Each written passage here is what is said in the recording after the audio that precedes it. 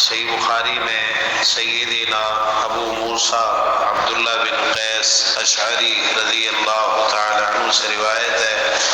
بیان کرتے ہیں کہ پیارے پیغمبر جناب محمد الرسول اللہ صلی اللہ تعالی علیہ وآلہ وسلم نے ارشاد فرمایا،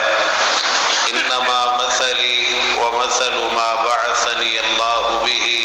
کمثل رجل اتی قوما فقال،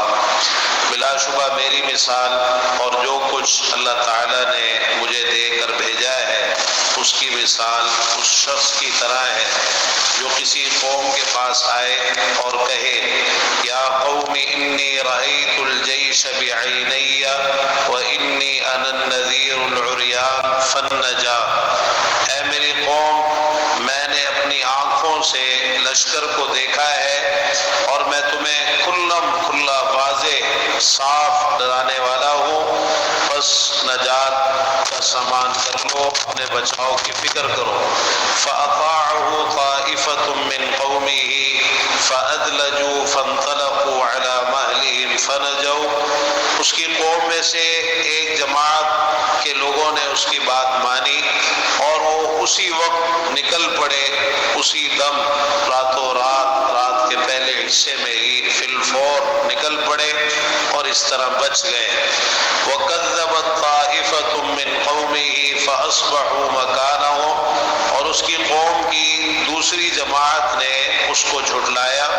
اور وہ اپنی جگہ ہی پر ٹھہرے رہے۔ فَصَبَّحَهُمُ الْجَيْشُ فَأَهْلَكَهُمْ وَاجْتَاحَهُمْ، صبح لشکر نے ان پر حملہ کیا اور ان سب کو ہلاک اور تہ و تیغ کر کے رکھ دیا۔ فرمایا فَذَلِكَ مَثَلُ مَنْ أَطَاعَنِي وَاتَّبَعَ مَا جِئْتُ بِهِ، یہ مثال ہے اس شخص کی جو میری اطاعت کرے اور جو کچھ میں لے کے آیا ہوں اس کی پیروی کرے۔ وَمَثَلُ مَنْ عَصَانِي وَكَذَّبَ بِمَا جِئْتُ بِهِ مِنَ الْحَقِّ، اور مثال ہے اس کی جو میری نافرمانی کرے اور جو حق میں لے کے آیا ہوں اس کو جھٹلائے۔ یہ حدیث مبارکہ در حقیقت ایک بڑی بنیادی چیز ہمیں سمجھا رہی ہے۔ دین کی جتنی بھی باتیں ہیں، جتنے بھی مسائل اور جتنی بھی تعلیمات ہیں، وہ اصل میں یہ ہے کہ سب سے پہلے انسان کا قبلہ درست ہونا چاہیے، اس کا ذہن صاف ہونا چاہیے۔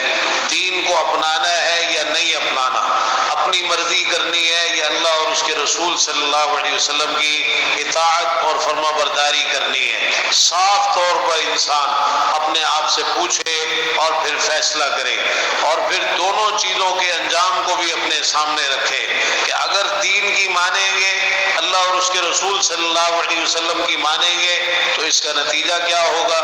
اور اگر اپنی مرضی کریں گے، خواہشات کے پیچھے چلیں گے، دین کی نہیں مانیں گے،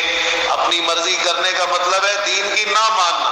یہ ہم اپنے آپ کو دھوکے دیتے ہیں کہ ہم اپنی مرضیاں بھی کرتے ہیں اور سمجھتے ہیں کہ ہم دین پر چل رہے ہیں، دین پر نہیں چل رہے۔ اپنی مرضی کرنے اور خواہشات کے پیچھے چلنے کا مطلب ہوتا ہے دین کو نہ ماننا، دین کی بات کو تسلیم نہ کرنا، اللہ اور اس کے رسول صلی اللہ علیہ وسلم کی اطاعت نہ کرنا۔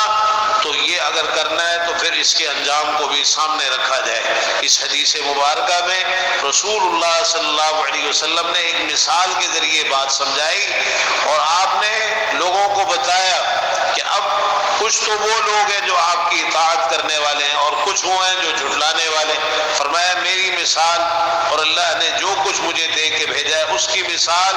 اس شخص کی طرح ہے جو کسی قوم کے پاس جا کر ان کو ڈراتا ہے، اور ڈرانے کا انداز یہ ہے کہ میں نے لشکر اپنی آنکھوں سے دیکھا ہے، میں تمہیں کوئی سنی سنائی بات نہیں کر رہا، نہ کوئی امکان بتا رہا ہوں، کوئی احتمال بتا رہا ہوں کہ شاید لشکر آ رہا ہو، ایسا نہیں ہے، میں نے اپنی آنکھوں سے لشکر کو دیکھا ہے، آنکھوں سے دیکھ کے آ رہا ہوں اور تمہیں ڈرا رہا ہوں۔ انا النذیر العریان، العریان عرب کے لوگوں میں رواج تھا کہ ڈرانے والا اپنے کپڑے اتار کر ان کو لہراتا، کسی اونچی جگہ پہ کھڑے ہو کر، جس کا مطلب ہوتا کہ بہت بڑا خطرہ ہے، اپنے بچاؤ کی فکر کر لو، تو میں بھی اس طرح تمہیں صاف کھلا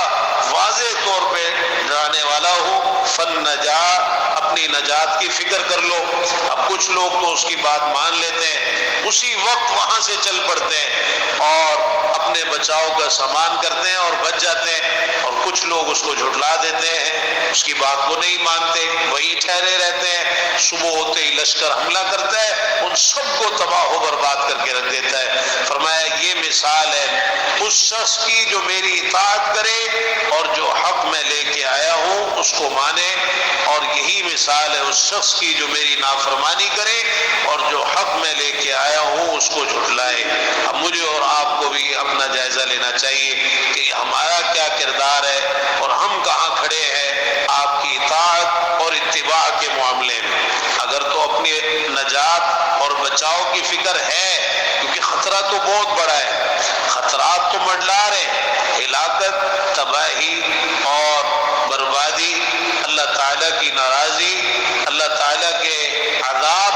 ہمارے سروں پر منڈلا رہے ہیں۔ اب اگر اپنی نجات کی فکر کرنی ہے تو پھر فوری طور پر اس میں تاخیر نہیں ہونی چاہیے۔ جو اپنے بچاؤ کا سامان ہم کر سکتے ہیں وہ اختیار کر لیں، اگر جو بچنا ہے اور نجات حاصل کرنی ہے، اور اگر نہیں